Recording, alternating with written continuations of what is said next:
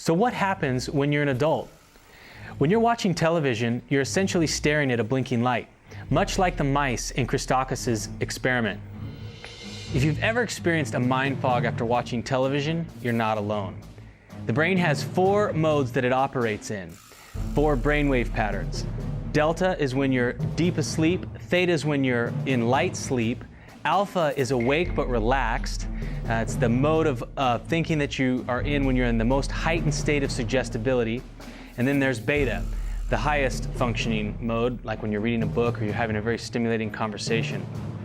In 1969, Herbert Krugman did a study where he found that in less than 60 seconds, the human brain switched from beta brainwave patterns, those exhibited during logical thought, to alpha brainwave patterns. Alpha is not a bad brainwave pattern to be in, but when you're in that brainwave pattern a lot of the time, and if you look at the averages of how much people are watching television, this just leaves the mind unfocused and unable to concentrate. Researchers have said that watching television is similar to staring at a blank wall for several hours. Robert Kuby did a study which appeared in Scientific America in 2002. Looking at how people experienced television in the flow of their everyday life. And we used a beeper technology where we would beep people at intervals, and they would write down what they were doing, how they were feeling, and so on. And I was able to look at this stuff, and I was able to show and demonstrate like what kinds of days people experienced when they would watch more at night. And the answer to that was they felt not very good at work. They had a really bad day at work. I found that people who didn't have a good tolerance for what I called unstructured time watched more TV. And I would say this is probably true for use of the internet too. If you don't feel comfortable with yourself and you need to fill up that time when you're by yourself and you don't have anything else to do, then what are you going to do? You're going to gravitate to the easiest, most inexpensive medium that was ever invented, which is virtually free, television, and fill up your mind with something else. So it's a kind of form of escapism. The effects of television on the mind are probably one of the most studied aspects of our society. And one of the things that takes place in the mind is that the frontal lobe is being bypassed. Within minutes of sitting down and watching television, the frontal lobe activity simply goes almost to nothing. The frontal lobe of the brain is the seat of spirituality, morality, and the will. It's actually the analytical portion of our brain, and it's actually the decision maker. And so it's a crucial aspect in regards to our future success and happiness is how well our frontal lobe is functioning. And unfortunately, entertainment television suppresses the frontal lobe of the brain. Actually, in about 90 seconds of viewing it, the frontal lobe circulation begins to go down, and it actually has an adverse effect. And the interesting thing is people watch entertainment television often due to the fact that they feel a little depressed or anxious, and it kind of calms them. But in reality, it's a very short-term fix, and it's going to complicate things in the long run. Of course, I'm most known for the one who treats depression and anxiety. In fact, we treat the most severe forms of depression and anxiety. And what we have found is virtually every depressed patient will have about a 40% decrease in circulation and activity of the frontal lobe of the brain. And so we're trying to enhance the frontal lobe. And so, unfortunately, a lot of these gadgets that produce this overstimulation, they can be fun for the short term. But, there's more fun things to do than ever before in human history, but yet we have more depression than ever before in human history, more anxiety. Mental health problems are skyrocketing throughout the world. And the entertainment medium is one of the primary reasons why this is occurring. Studies will clearly demonstrate that when you go to entertainment as a way to either get fun and it becomes a habitual process, the risk of depression and anxiety will more than double. So we decided to drive down to LA and to talk to a top neurologist and find out really what's happening with the frontal lobe when we watch television. Well, each hemisphere has a prefrontal cortex, and it is, depending on how you measure it, 30 to 33% of the human neocortex. It has many functions which are often discussed in terms of cognition as executive abilities.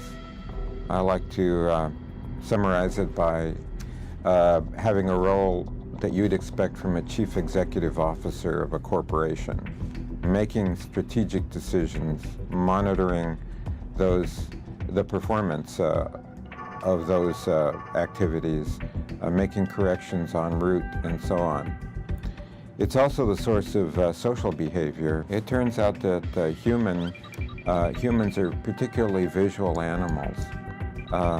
A lot of the information that is required for relating to the environment is visual.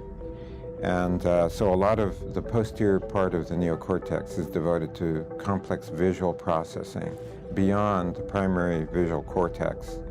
So that I think of it as a gradual reconstruction.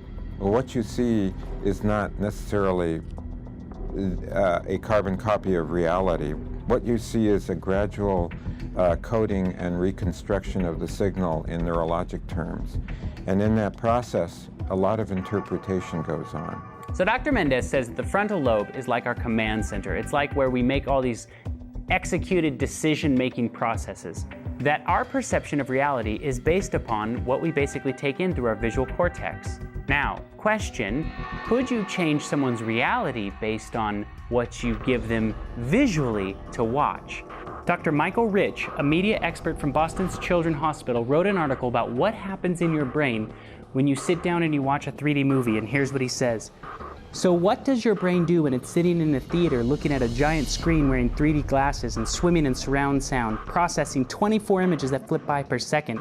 Your brain dutifully processes those stimuli and does little else. In fact, your prefrontal cortex, which is involved in impulse control, future thinking, and moral choices, is basically inactivated during this process. That is why you get lost in a movie. Also, researcher Jacob Jacoby found after testing 5,400 viewings that 83% of those viewers misunderstood or miscomprehended that which they watched only moments before.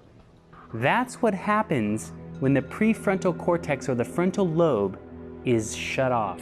You know, one of the interesting things about educational TV, you know, for instance, C-SPAN is educational TV. It may not be the greatest education, but it's one camera view and there's a senator up there giving a talk and giving a lecture.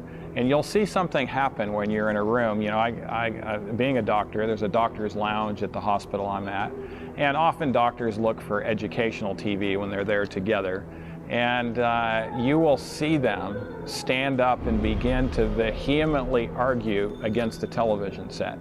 Because they'll say, you know what, he left this out. He left that out. He's not mentioning this. This is a very biased presentation. You will never see anyone argue with their television set when entertainment television is going on. You will see them actually just sitting there, accepting all this, maybe laughing or crying, but they're not going to argue with the set because they don't have the ability. They may vehemently disagree with what's going on that program, but they have no ability to actually bring forward that disagreement and start to logically go through the arguments in their mind because of the suppression of the frontal lobe of their brain. Furthermore, research has shown that the limbic system cannot tell the difference between something that is real and not real. That's a job for the frontal lobes or the prefrontal cortex, which is virtually shut off, remember? So what happens is your limbic system then reacts to television or a movie as if it's real. It releases the appropriate hormones of the fight or flight system in conjunction with the stresses that it places upon the body.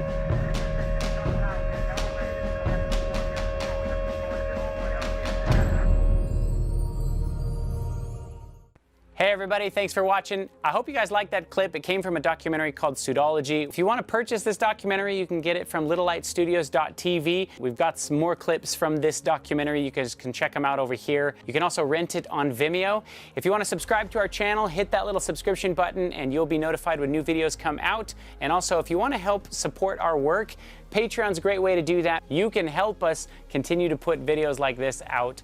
We hope to see you guys soon. See ya.